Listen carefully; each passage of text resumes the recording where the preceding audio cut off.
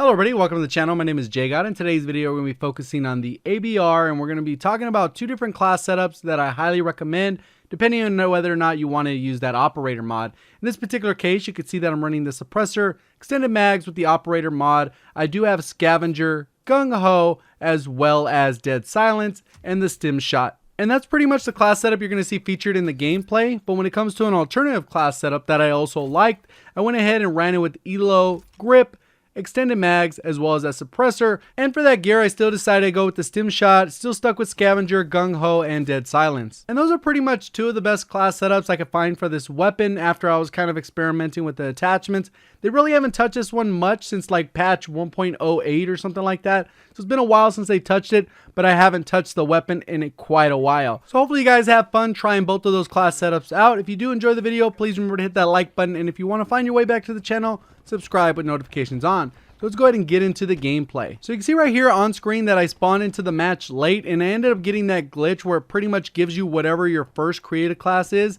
And unfortunately for me, it was the Medic, so I went ahead and changed the class, then I die up here pretty shortly. And that's kind of one of those annoying glitches that have been in the game since launch, and it's kind of annoying, especially when you're trying to go for gameplays and it throws you into a match late. So let me know if you guys experience this same glitch. It seems to happen only when it spawns you into a match already in progress. So now I've died and respawned in, it's going to go ahead and switch that class up to that ABR class setup that I mentioned in the beginning of the video. And just to give you a little bit of a heads up on the match, it is kill confirmed, but it's the endurance version, so the kills are supposed to go up to 150. So spawning in late, knowing that my team's already down by like 10 kills, wasn't a huge issue. I knew I could come back, especially if I get on a little bit of a streak. So a lot of times with this weapon, you're going to want to make sure that you have those longer sight lines. You can see me check the lobby out real quick. I'm kind of seeing what I'm stacking up against. I'm joining a lobby where a guy was 43 and 13, so not a scrubby player at all. They have like a 3 KD. But what I was getting back to is with the ABR operator mod, it was significantly better before they went ahead and nerfed it. There was a slower delay, so it would pick up speed a lot faster, and you were able to land more shots in succession. But once they went ahead and nerfed it, it was almost better to run it without the operator mod. But personally, I still prefer the operator mod because once it picks up that speed, you are able to take out multiple players in succession. So obviously if you've watched me play this map before, you know that I like to kind of lock down this general area because it allows me to be able to flank around if I need to flank around when they're all focused on the middle area, or to stop them from flanking my teammates. You see I come out, get a nice little pick, and then I'm peeking the area, just kind of finding out what's going on, waiting for that UAV to pass. I know that this is a hot spawn area, so that's really all I'm waiting for. I'm waiting for that guy to spawn. You can see he just popped up on the minimap. I knew that the spawns are still pretty locked right there, and now the teammates spawn on me, so the spawns have flipped. Now I got to rotate all the way back to the other side. Probably went a little too deep into the spawn, but you can see me kind of locking down this area with this long sight line, using my teammates to position myself and know where the enemies are coming from. You can see as those UAV passes that I know all the enemies are going to be directly in front of me. With this weapon, it's typically better to face people at medium to long range, so that's pretty much what you're going to see me do. I try and force these engagements that are a little bit longer. I don't really want to get point blank with anyone because it's a little bit harder to hit those shots when they can just come around with the Spitfire, the SOG, or whatever other weapon that is faster rate of fire up close and personal. Also, since I did spawn into the match late and I know that we were from behind, what I'm really trying to do is make sure that I get my streaks, because that'll allow that chain effect to happen where we can actually just start steamrolling the enemy players, and that's inevitable when you join a match. If you're starting in late, a lot of times the enemy players will already have their streaks, so that's something you want to be aware of. That's why I'm playing a little bit more aggressive for the tags, trying to play as slow as possible, paying attention to the UAV, the minimap, and getting as much information as I can. Because if I just hurry around, die, give them free kills, or don't stack up my streaks, it's going to make it a lot harder for me to actually control the map. So right here, I'm just kind of pre-firing as they come through, shooting them, already on a 10 streak, just trying to pay attention to what's going on here. And the nice part about having that suppressor on is I'm not losing a ton of damage, especially at these ranges, but they're not necessarily sure exactly where I'm at. That's why I was able to fire, and the guy just came right in front of me, able to take him out, pretty easy kill. And right here, it feels like I'm going to get swarmed, so I'm just waiting for backup. You can see my teammates coming through here, and I'm kind of using them as bait, again, because I need my streaks. Obviously, I could play super aggressive, try and get more kills, but that's not going to lead to more streaks. You can see the score right now. We're still down by 3, so I closed the gap a little bit. So in this next little sequence, I actually went frame by frame to see exactly what happened because I didn't even see a character when I actually played through. It was nice to go back and see exactly what happened. The guy was actually hiding inside the site, so that's where the advantage of having the elo sight would have come into play, because I would have actually saw the guy walk out in front of me. Instead, he stayed hidden and was able to land every single shot on me.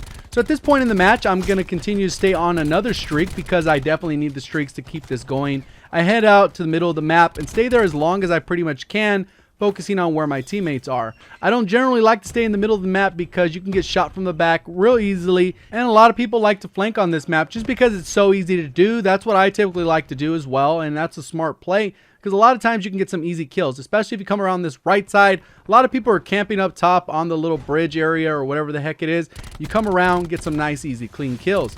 So I go ahead and shoot this guy. I'm backing up because I want the distance. Teammate runs in there, finishes the guy off, I get the assist. So now we got a little bit of map awareness because all the enemies are firing their weapons. We got the UAV passing. Then I go ahead and peek to this right side with this Tempest shot, get the little chain killed there, and then I play aggressive knowing that they have to spawn in the back here. And this is where you have to be very careful not to push too deep, because if I start pushing a little too deep into this spawn, it will actually flip the enemy rotation, and it's not a good thing. Right here, the UAV passes again. So at this point, I've killed enough of them where they're all funneling towards me. So all I got to do is just aim in this general area and continue to spray. That is one of the nice things about Profit, is you could just kind of aim out into the spawn. They're going to be peeking around that truck, and I just continue to spray. Now it looks like my teammates have pushed deep enough into the spawn where the spawns have flipped. So you got to acknowledge these types of things and recognize that all the enemies should be coming from the other side of the map.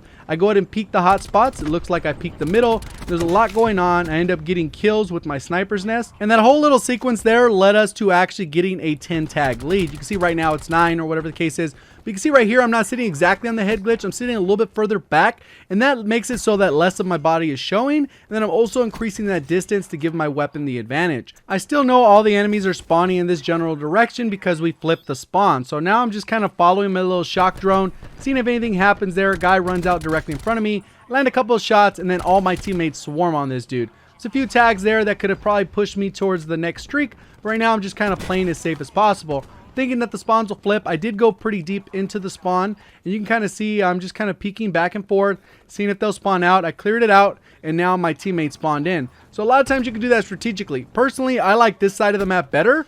So typically what I like to do is flip it to this side, because as I stay on that right side, I'm good positioned. I can go ahead and hit people and spawn like I did with that Tempest shot. So there's a lot of advantages to this side. I can go ahead and peek the window and then jump back into cover. So there's a lot of different things you can do on this side of the map that the other side doesn't really lend itself to. A lot of the other side has you kind of being in predictable spots, being out in the open, sitting on top of the bridge, positioned for a flank. So overall, there's some maps that I just prefer certain spawns over others. Some it doesn't really make a difference, but a lot of times like this map, I always like to have my enemies spawning in the direction I'm looking right now, because then it's a lot easier to predict where they're at. They typically come at that back area. I'm able to come around, get some nice easy flanks. If there's guys camping up here, I can grab the tags. But with this strike team out, it goes pretty aggressive on what we're able to do now. You can see it come running around a little bit more loose, knowing that the enemy spawns flipped again. And this has a lot to do with my teammates are positioned. If we kill them in spawn, strike team gets them. Now we're up by like 30 points. So it's gone a huge difference, turning the tide. Just peeking out, seeing if I can get some easy kills with the long sight line. Since I know there's people at the middle of the map, I decided to jump up into the window here and get a better sight line, because obviously in this window I'll be able to see more things going on. Go ahead and shoot the guy here, clean him up. Already on another 10 gun streak, so we're pretty solid right now. We've actually positioned ourselves so that we can continue to win the match. That doesn't feel close at all anymore. I'm not even sure if people stayed in the lobby, but I'm sure most of them did, and they were kind of probably upset that they started losing. The problem with this mode though is that it's way too long for kill confirmed in my opinion. Obviously I joined in late, so that was a good thing. I didn't have to show like an entire 15-minute match. But overall, I think the match is a little too long for kill confirmed. I think it should be 120, maybe 130 tags. I don't know. What are your guys' opinions on this mode? I think it's fine for TDM. I think it's fine for hardpoint, fine for Dom to have double the length. But when it comes to kill confirmed, it just feels way too long. And a lot of times if people aren't aggressive to pick up those tags, it ends up being kind of one of those bad scenarios where the match just feels like it's going on and pretty much never ends. So I get annihilated. I killed that guy 8 times. That was his first kill on me with the specialist weapon. So even though I was able to abuse the specialist weapon, I don't really think they have a place in the game. I would prefer a game without them. At the end of the day, they're here to stay. So I ended up going 52-4, not a bad match at all, and we secured that victory. If you did enjoy the video at all, please remember to hit that like button. If you want to find your way back to the channel, hit the subscribe button with notifications on. Do appreciate all the support on the channel. Thank you for watching, and as always, have a great day.